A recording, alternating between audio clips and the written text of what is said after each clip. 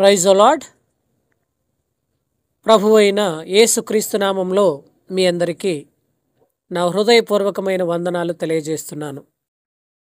ఈరోజు దేవుని యందు నిలిచిన ప్రతి ఒక్కరికి దేవుని కృప మీకు తోడై ఉండునుగాక. ఆమేన్. హల్లెలూయా. ఈరోజు దేవుని వాగ్దానము పరిశుద్ధ గ్రంథము నుండి రోమా పత్రిక 8వ అధ్యాయము 32వ వచనం. తన సొంత కుమారుణ్ణి అనుగ్రహించుటకు వెనుతీయక మనందరి కొరకు ఆయనను అప్పగించిన వాడు ఆయనతో పాటు సమస్తమును మనకెందుకు అనుగ్రహింపడు. ఆమేన్. చాలా ఒక అమూల్యమైన గొప్ప ధననిధి లాంటి వాగ్దానాన్ని దేవుడు మనకు ఈరోజు ఇచ్చాడు. ఈరోజు ఈ మాటను మనం ధ్యానం చేసుకుందాం. తన సొంత కుమారుణ్ణే అనుగ్రహించుటకు వెనుతీయక మనందరి కొరకు ఆయనను అప్పగించిన వాడు ఆయనతో పాటు సమస్తమును మనకెందుకు అనుగ్రహింపడు? తప్పకుండా అనుగ్రహిస్తాడు. ఇది ఒక వాగ్దానంలా కనిపించకపోయినా అందులో ఖచ్చితమైన ఒక వాగ్దానం దాగి ఉంది.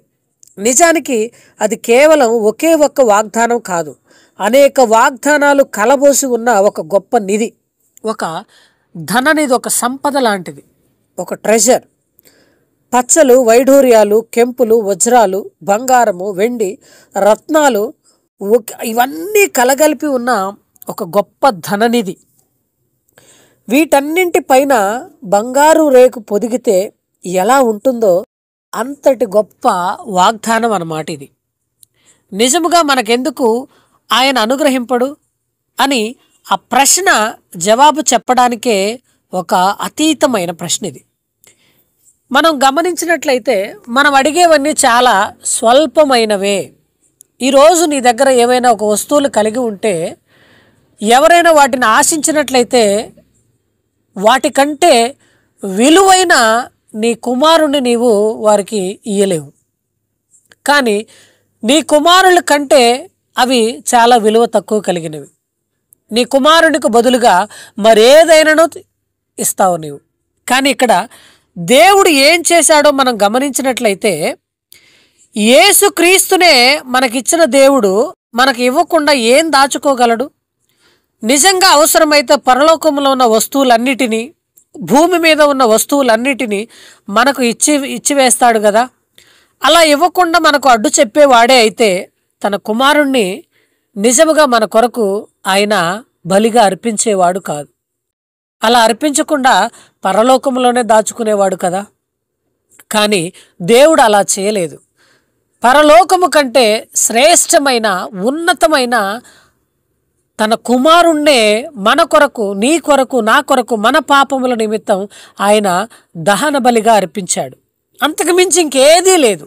మిగతావన్నీ కూడా ఆయన కుమారుని కంటే కూడా విలువ తక్కువ కలిగినవే. ఈ వజ్రాలు, వైడూర్యాలు ఇవన్నీ కూడా దేవుని దృష్టిలో విలువ లేనివే. మరి విలువలేని వాటిని మనం అడుగుతున్నాం.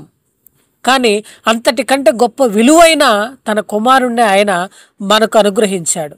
మరి ఈరోజు ఎవరైనా నా కుమారుణ్ణి అడిగితే మనం ఇయ్యగలమా? మనం ఇయ్యలేం. కాబట్టి దేవుని ప్రేమ మన ఎడల చాలా గొప్పగా, చాలా ఉన్నతముగా ఉన్నది. ఈరోజు నాకేం కావాలో దాన్ని అడగడమే ఆలస్యం. అది వెంటనే నాకు అనుగ్రహించబడుతుంది. ఎప్పుడంటే యథార్థంగా నేను దానిని వెతికినప్పుడు. మనం చాలా జాగ్రత్తగా వెతకాలి, యథార్థంగా వెతకాలి. అప్పుడే మనం అడిగినది పొందుకోగలుగుతాం. చాలా ఓపికగా, నిరీక్షణ కలిగి వెతకాలి. అంతేకాని దేవుడి మీద ఒత్తిడి తీసుకొని రాకూడదు. మనకి ఇవ్వడానికి దేవుడు ఇష్టపడని వస్తువును బలవంతంగా ఆయన చేతిలో నుండి తీసుకోవడానికి మనం ప్రయత్నం చేయకూడదు. దేవునికి ఇష్టము లేనివి, దేవుని చిత్తము కానివి ఒకవేళ ఆ వస్తువు ఇస్తే దానివల్ల నీవు ఒక ప్రమాదంలో పడతావేమో అని దేవుడు ఆలోచించి దాన్ని నీకు ఇవ్వకుండా ఉన్నట్లయితే, నీవు దాన్నే పదే పదే పదే పదే అడుగుతూ ఉన్నట్లయితే ఆ విషయంలో దేవుడి మీద మనం ఒత్తిడి తెస్తున్నట్లు, దేవుణ్ణి మనం శోధిస్తున్నట్లు. ఆయన ఏదైనా మనకు ఉచితంగానే ఇస్తాడు. తన సొంత కుమారుణ్ణే కానుకగా ఇవ్వాలని ఆయన మీద ఎవ్వరూ అడగలేదు కదా. దేవుణ్ణి ఎవరూ ఒత్తిడి చేయలేదు కూడా. అయినప్పటికీ తన చిత్తానుసారంగా లోక కళ్యాణం కొరకు, లోకమంతా పాపము నుండి విముక్తి కొరకు తన కుమారుణ్ణి, అద్వితీయ కుమారుణ్ణి స్వేచ్ఛార్పణగా మనకు ఇచ్చాడు. నిజముగా ఈ కార్యం ఎవ్వరూ చేయలేం. మనం కేవలం దేవుడు మాత్రమే అంతటి ప్రేమను చూపించగలడు. మరి ఏది ఏమైనను తన చిత్తానుసారంగా ఆయన అద్వితీయ కుమారుని మనకు ఇచ్చినప్పుడు, నా ప్రాణమా, నా పరలోకపు తండ్రి నీకు దేనినైనా ఇవ్వగలడని నీవు నమ్మగలవా? నమ్మకం ఉన్నదా? సర్వశక్తుడైన దేవుని మీద ఒత్తిడి తీసుకురావాలనే నిబంధన ఏదైనా ఉండి ఉంటే నీ బలహీనమైన ప్రార్థన ద్వారా ఏ చిన్న పని కూడా జరగదు. అయితే ఆయన ప్రేమ దానంతట అదే పొంగి పొరలి ఒక ఊటలా వచ్చి నీ అవసరాలన్నీ తీరుస్తుంది. నీవు దాని గురించి దిగులు పడాల్సిన పనే లేదు.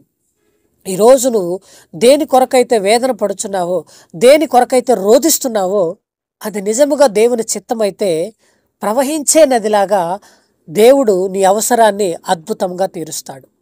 నీవు భయపడాల్సిన పని లేదు. ఒకవేళ అది దేవుని చిత్తము కానిదైతే నీవు దేవుణ్ణి శోధిస్తున్నావేమో, దేవుడి మీద ఒత్తిడి తీసుకొస్తున్నావేమో, దేవుణ్ణి బాధ పెడుతున్నావేమో, నీవు ఒకసారి ఆత్మవిమర్శ చేసుకో. దేవుని యొక్క ఉద్దేశం ఏమిటో నీవు తెలుసుకోవాలి. నిజముగా మనం ఏదో లోకపు ఆశ కలిగి ప్రభువా నాకు ఇది దయచేయి మనం అడుగుతూ ఉంటాం. కానీ దాని వలన మనం జీవితంలో ఏదైనా బాధపడతావేమో, దానివల్ల ఇబ్బందికి గురవుతావేమో ఎరిగిన వాడు దేవుడే. దాని వలన నిజంగా నీకు మంచే జరిగితే నీవు అడగగానే దేవుడు దాన్ని నీకు ఇచ్చేస్తాడు. దాని వలన నీకు నష్టము కలిగేదైతే దేవుడు ఎప్పటికీ అది నీకు దయచేయడు. దాన్ని నీవు గుర్తెరిగి దేవుని యొక్క ఆలోచన తెలుసుకొని, దేవుని యొక్క ఉద్దేశము గుర్తెరిగి నీవు ప్రార్థన ద్వారా నీకు ఏది కావాలో అడగాలి. కాబట్టి ప్రియ జనాంగమా, మనం ఏదైతే అడుగుతున్నామో అది దేవుని చిత్తమైతే నీకు వెంటనే అది లభిస్తుంది. కాబట్టి నీవు దేని కొరకు భయపడక, ఈరోజు నీ యొక్క కుటుంబ పరిస్థితి, నీ యొక్క ఆర్థిక పరిస్థితి, నీ యొక్క అవసరం ఏదైనా సరే నీవు అడిగినట్లయితే అది దేవుని చిత్తమైతే దేవుడు వెంటనే నీకు దయచేస్తాడు. నీవు నోరు తెరిచి బిగ్గరగా దేవునిని అడుగు. నీవు నోరు తెరువుము, బాగుగా తెరువుము, నేను దానిని నింపెదను అని దేవుడు నీతో మాట్లాడుచున్నాడు. నీవు భయపడాల్సిన పని లేదు. ఎందుకంటే నీవు అడిగే వాటికంటే కూడా శ్రేష్టమైన వాటిని దేవుడు నీ కొరకు, నా కొరకు తన అద్వితీయ కుమారుణ్ణి అర్పించాడు. ఇంతకంటే ఇంకేమీ అవసరం లేదు. కానీ నీ ప్రతి అవసరత దేవుని ద్వారా తీర్చబడుతుందని నీవు బలముగా నమ్మాలి, విశ్వసించాలి. దేవుడు ఈ ఉదయకాలం ఈ మాట ద్వారా నీవు బలపరచబడినట్లయితే దేవుని కొరకు నిలబడు. నీవు నోరు తెరిచి బిగ్గరగా నీకు ఏదైతే అవసరమై ఉన్నదో దానిని అడుగు. ఆయన తప్పకుండా నీ ప్రతి అవసరాన్ని దేవుడు తీరుస్తాడు. దేవుడి మాటలు దీవించునుగాక. ఆమేన్. హల్లెలూయా.